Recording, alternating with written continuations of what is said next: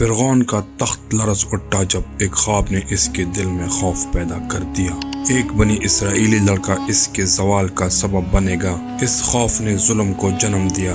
حکم جاری ہوا کہ ہر پیدا ہونے والے بنی اسرائیلی لڑکے کو قتل کر دیا جائے اور لڑکیوں کو زندہ چھوڑ دیا جائے۔ اندھیرے چھائے ہوئے تھے مگر اللہ کا نور چھپنے والا نہ تھا۔ فرعون کے حکم کی گونج میں اللہ کا منصوبہ خاموشی سے تیار ہو رہا تھا۔ حضرت موسیٰ علیہ السلام کی زندگی ایمان، قربانی اور معجزات کی لازوال داستان ہے، جہاں دریائے نیل کے لہروں نے ایک نبی کو فرعون کے محل تک پہنچایا اور اسی بچے نے فرعون کے جبر کو چیلنج کرتے ہوئے بنی اسرائیل کو فرعون سے نجات دلائی۔ اللہ کی حکمت نے ٹوکری میں بہتے بچے کو دشمن کے گھر میں پروان چڑھایا اور وہی بچہ ایک عظیم رسول بن کر ظلم کے خلاف سینہ سپر ہوا۔ اللہ کے حکم پر موسیٰ علیہ السلام کی لاٹھی نے سمندر کو چیر کر راستہ بنایا اور بنی اسرائیل نے آزادی کے سانس لی۔ یہ کہانی صرف ماضی کی نہیں، ایمان و یقین کی ابدی فتح کی علامت ہے۔ حضرت موسیٰ علیہ السلام کی زندگی ایمان، قربانی، معجزات اور اللہ کی رحمت کا ایک ایسا بے نظیر باب ہے جو آج بھی انسانیت کو ہدایت اور حوصلہ عطا کرتا ہے۔ ان کی ولادت ایسے دور میں ہوئی جب مصر میں فرعون نے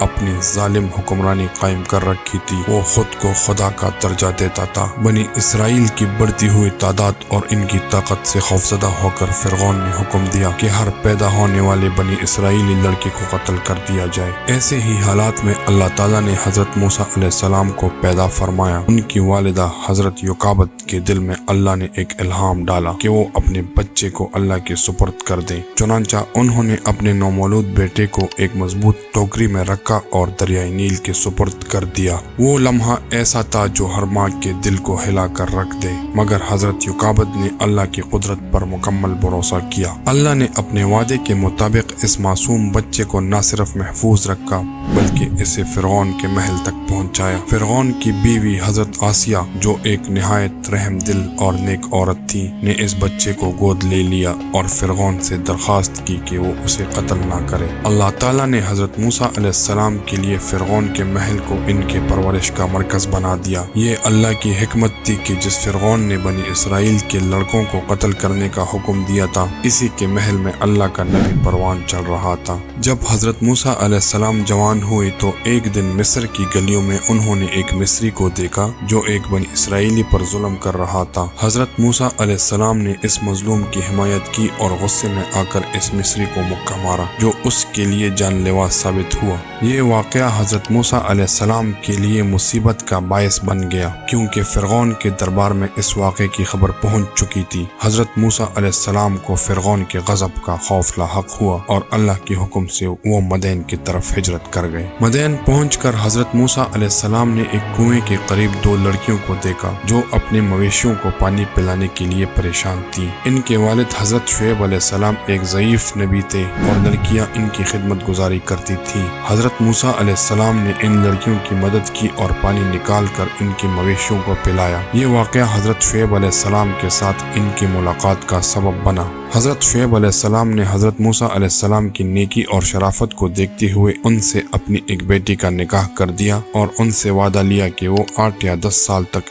ان کے ساتھ رہ کر کام کریں گے۔ حضرت موسیٰ علیہ السلام نے اس شرط کو قبول کیا اور کئی سال مدین میں گزارے۔ ان سالوں میں حضرت موسیٰ علیہ السلام کو اللہ کی مزید قربت اور حکمت کی تعلیم ملی۔ ایک دن جب حضرت موسیٰ علیہ السلام اپنے اہل و عیال کے ساتھ مدین سے مصر کی طرف لوٹ رہے تھے تو راستے میں کوہ طور پر ایک حیران کن منظر نظر آیا۔ انہوں نے ایک روشن آگ دیکھی اور اس امید میں اس کے قریب گئے کہ شاید راستہ معلوم ہو جائے یا آگ لے کر واپس آئیں تاکہ سردی کا مقابلہ کیا جا سکے، لیکن وہ لمحہ ان کی زندگی کا ایک عظیم ترین موڑ ثابت ہوا۔ وہاں اللہ تعالیٰ نے ان سے کلام فرمایا اور انہیں نبوت عطا کی۔ اللہ تعالیٰ نے انہیں 2 عظیم نشانیاں دی، ان کا عصا جو سانپ بن جاتا تھا اور ان کا ہاتھ جو چمکتا تھا۔ انہیں حکم دیا گیا کہ وہ فرعون کے پاس جائیں اور اسے اللہ کی بندگی کی دعوت دی۔ حضرت موسیٰ علیہ السلام نے اپنے بھائی حضرت ہارون علیہ السلام کو بھی اپنے ساتھ لیا اور اللہ کے حکم کے مطابق فرعون کے دربار پہنچ گئے۔ فرعون نے ان کی دعوت کو جھٹلایا اور انہیں جادوگر قرار دیا۔